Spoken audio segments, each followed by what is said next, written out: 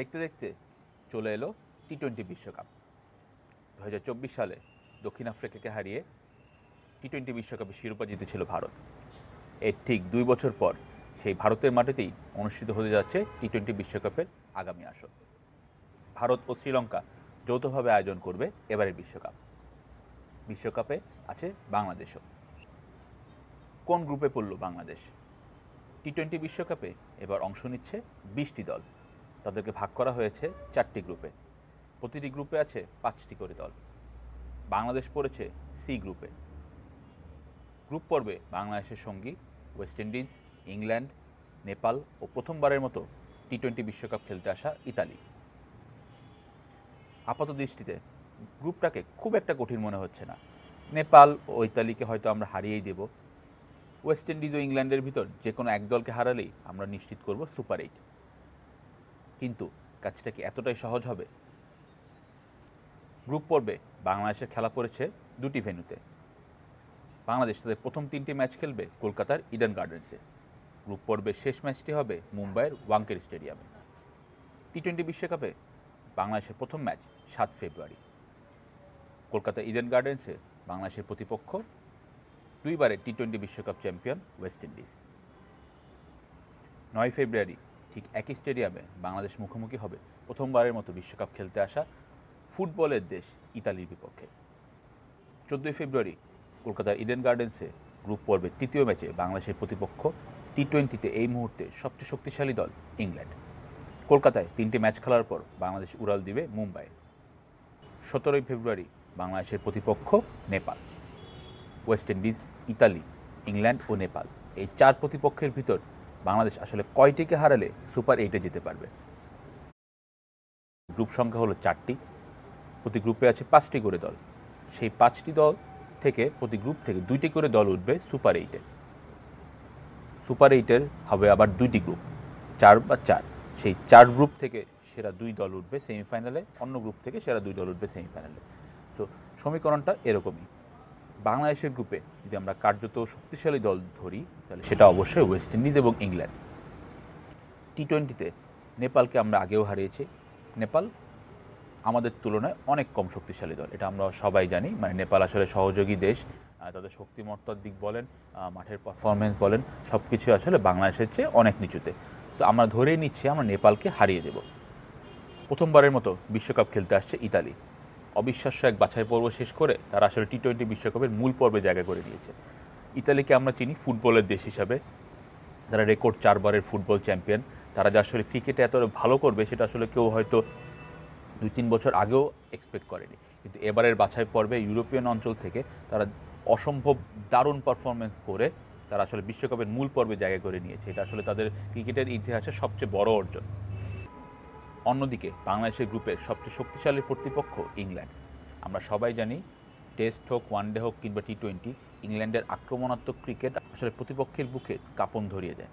দুর্দান্ত দল, তাদের টপ অর্ডার থেকে শুরু করে middle order, lower middle order সবাই আসলে ব্যাটিং পারেন, এবং শুধু ব্যাটিং না, মানে মারকুটে ধরনের ব্যাটিং।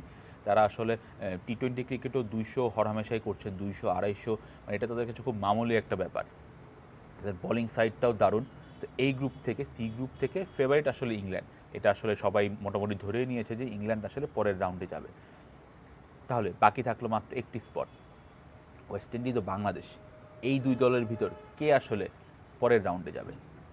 আমরা যদি বাংলাদেশের সাম্প্রতিক টি-20 পারফরমেন্স দেখি তাহলে কিন্তু ব্যাপারটা আসলে একটু আপ ডাউন। কখনো আমরা টি-20 যখন ভালো খেলি তখন আসলে আমরা খুব ভালো খেলি, যখন আমরা খারাপ খেলি তখন মনে হয় আসলে এই দলটাকে দিয়ে টি-20 খেলা হবে না।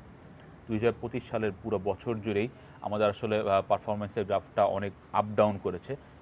কখনো খুব ভালো, কখনো খুব খারাপ, মানে আমরা আসলে মিডল গ্রাউন্ডে থাকতে পারছি না। মানে এই টিমটা যে আসলে টি-20 ক্রিকেটে ভালো করবে সেটা আসলে খুব কনফিডেন্স নিয়ে বাংলাদেশের ক্রিকেটের ভক্তরা আসলে বলতে পারছেন না। আমরা যদি দেখি ওয়ার্ল্ড কাপের বাকি আর মাত্র 3 মাস। ফেব্রুয়ারির একদম শুরু থেকেই ওয়ার্ল্ড কাপ শুরু। ওয়ার্ল্ড কাপের আগে বাংলাদেশের শেষ সিরিজ হচ্ছে আয়ারল্যান্ডের বিপক্ষে সিরিজ। আজ আয়ারল্যান্ডের বিপক্ষে আসলে আমরা 3 ম্যাচের টি-20 সিরিজে মাঠে নামছি, চিটাগাংয়ে হবে। তো সেই সিরিজটাই আসলে আমাদের বিশ্বকাপের শেষ প্রস্তুতি বলা যায় দলগত হিসেবে, যেহেতু এরপর শুধুই আর থাকবে বিপিএল। বিপিএলের ঠিক পরপরই আসলে বিশ্বকাপ শুরু হবে। তো আমাদের ক্রিকেটারদের আসলে টি-20 ক্রিকেটের প্রস্তুতি নেওয়ার মতো খুব একটা সময় নেই। আয়ারল্যান্ডের বিপক্ষে সিরিজের আগে আসলে বেশ কিছু প্রশ্ন বাংলাদেশ ক্রিকেটের সামনে দাঁড় করিয়েছেন আসলে লিটন দাস আমাদের অধিনায়ক। তিনি প্রেস ব্রিফিংয়ে আসলে যে প্রশ্নটা উঠিয়েছেন যে দল নির্বাচনে আসলে বাংলাদেশের ক্রিকেটের অধিনায়ক এবং নির্বাচকের মধ্যে যে সমন্বয়টা থাকা দরকার সেটা আসলে হয়নি। তিনি সরাসরি প্রশ্ন তুলেছেন গাজী আশরাফ হোসেন লিপুর দিকে, তারা আসলে শামীম হোসেনকে দলে রাখেননি।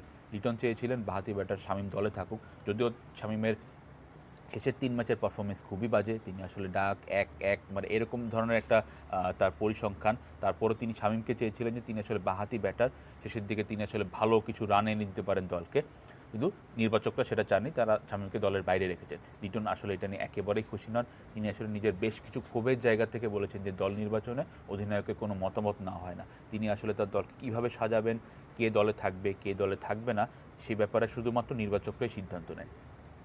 তো তার এমন প্রেস ব্রিফিংয়ের পর আসলে নির্বাচকরাও জবাব দিয়েছেন। লিপু বলেছেন যে দল নির্বাচনে অধিনায়কের সাথে কথা বলা হয়, কোচের সঙ্গেও কথা বলা হয়, কিন্তু আলটিমেটলি সিদ্ধান্তটা নির্বাচকদের। তাকে আসলে যে ধরনের দল দেওয়া হচ্ছে তিনি আসলে সেই ধরনের দল নিয়েই পারফর্ম করার চেষ্টা করবেন।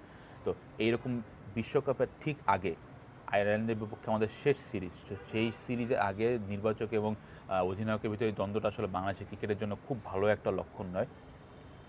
লিটনের কথায় আসলে আমরা যেটা বুঝতে পারছি, তিনি আসলে ইঙ্গিতও দিলেন যে টি-20 বিশ্বকাপের আগে তিনি আসলে অধিনায়ক থাকতে পারবেন কিনা, মানে সেটা নিয়েও আসলে তিনি সন্দেহ প্রকাশ করেছেন, যেহেতু নির্বাচকদের নিয়ে একটা দ্বন্দ্ব সৃষ্টি হয়েছে। তো তিনি যদি বিশ্বকাপের আগে তাকে অধিনায়ক থেকে বাদ দেওয়া হয় বা তিনি যদি স্বেচ্ছায় পদত্যাগ করেন, তাহলে ঠিক বিশ্বকাপের আগে আমাদের নতুন অধিনায়কের আন্ডারে খেলতে হবে। এটা কিন্তু বাংলাদেশ দলের জন্য বড় একটা ধাক্কা। আমাদের গ্রাফটা যতই উপরে নিচে থাকুক, আমরা কিন্তু একজন অধিনায়কের আন্ডারে মানে মোটামুটি টিম আমরা গুছিয়ে ফেলেছি। হয়তো 15 জনের দল আমরা ঘুরিয়ে ফিরে খেলবো, মানে সেরা 11 নিয়ে কোশ্চেন থাকতে পারে, কিন্তু আমাদের 15 জনের স্কোয়াড মোটামুটি নিশ্চিত।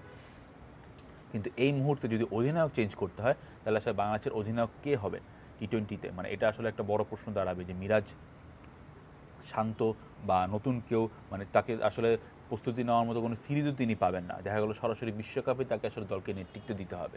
তো এই ব্যাপারটা আসলে একটা বড় ঝামেলার কারণ হতে পারে বাংলাদেশের ক্রিকেটের জন্য।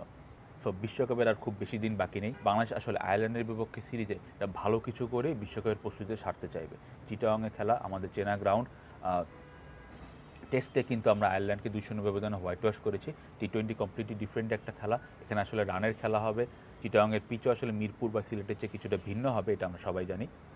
শেষ পর্যন্ত বাংলাদেশ আসলে আয়ারল্যান্ডের বিপক্ষে কেমন করবে সেটা আসলে দেখার বিষয়। শুধু আয়ারল্যান্ড নয়, আয়ারল্যান্ডের পর আসলে আমাদের বিপিএল রয়েছে।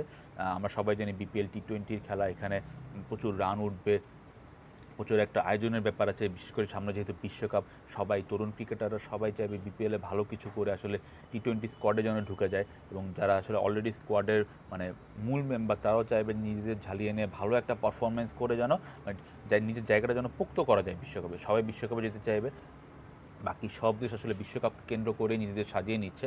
তো বাংলাদেশ যেহেতু বিশ্বকাপে সুপার 8-এ খেলার লক্ষ্য নিয়ে যাবে, তো অবশ্যই বাংলাদেশ বিপিএল এবং আয়ারল্যান্ডের বিপক্ষে সিরিজটা বাংলাদেশের জন্য খুব গুরুত্বপূর্ণ। নেপাল ও ইতালিকে তো আমরা হারাবোই, এটা আমরা ধরেই নিয়েছি, কিন্তু শেষ পর্যন্ত কি আমরা নেপাল ও ইতালিকে হারাতে পারবো? নেপাল বা ইতালির কাছে যদি আমরা ধরাশায়ী হই, তাহলে আসলে আমাদের সুপার 8-এ যাওয়াটা খুবই টাফ হয়ে যাবে, মানে মোটামুটি অসম্ভবই বলা চলে। কারণ ইংল্যান্ড এবং ওয়েস্ট ইন্ডিজ, নেপাল এবং আয়ারল্যান্ডের বিপক্ষে হারাটা একটু কঠিনই বলা যায়। হ্যাঁ, নেপাল কিন্তু কিছুদিন আগে নিজেদের মাটিতে ওয়েস্ট ইন্ডিজকে হারিয়েছে প্রথমবারের মতো টি-20-তে, এটা কিন্তু তাদের জন্য বড় একটা ব্যাপার। ওয়েস্ট ইন্ডিজ নিশ্চয়ই চাবে এই হারের বদলা আসলে বিশ্বকাপে যেয়ে নিতে। তো বিশ্বকাপের মতো আসলে ওয়েস্ট ইন্ডিজ আসলে বরাবরই ভালো দল, তারা আসলে নেপাল এবং ইতালিকে হারাবে এটাই আমরা আশা করছি। তো শেষ পর্যন্ত লড়াইটা আসলে হবে বাংলাদেশ এবং ওয়েস্ট ইন্ডিজের। শেষ পর্যন্ত বাংলাদেশকে ওয়েস্ট ইন্ডিজকে হারিয়ে সুপার 8-এ যেতে পারবে, নাকি এবারও আমাদের যাত্রাটা আসলে গ্রুপ পর্বেই থেমে যাবে।